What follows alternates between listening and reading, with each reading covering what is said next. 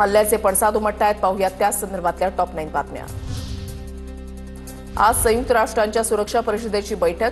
भारत-पाक तणावाच्या पार्श्वभूमीवर महत्त्वाची बैठक. बैठकीमध्ये दोन्ही पक्षांना सीमापार तणावावर विचार मांडण्याची संधी मिळणार. भारताला घाबरलेल्या पाकिस्तान सरकारनं आज विशेष अधिवेशन बोलावलं. भारत-पाकिस्तान तणाव, युद्धजन्य स्थिती आणि पहलगाम हल्ल्यावर आजच्या अधिवेशनामध्ये चर्चा होणार. पाकिस्तानमधील सर्वपक्षीय बैठकीवर इम्रान खानच्या पक्षाचा बहिष्कार. भारत-पाक तणावाच्या पार्श्वभूमीवर पाकिस्तानमध्ये सर्वपक्षीय बैठक बोलावली. भारताविरोधात मोर्चे बांधणीबाबत बैठकीमध्ये चर्चा होणार. भारताकडून शांततेमध्ये आपल्या शत्रूंना संपवण्याचा प्रयत्न. अफगाणिस्तानचे माजी राष्ट्रपती अमरुल्ला सालेह यांची प्रतिक्रिया.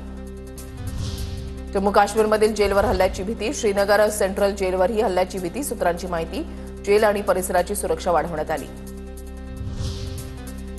पाक लष्कराकडून पाकव्याप्त काश्मीरमध्ये दहशतवाद्यांना प्रशिक्षण. पीओकेमध्ये नीलम व्हॅलीमध्ये पाकचं दहशतवाद्यांसाठी शिबिर. पाकिस्तानी लष्कराची कुरापती थांबेना. व्हिडिओ समोर.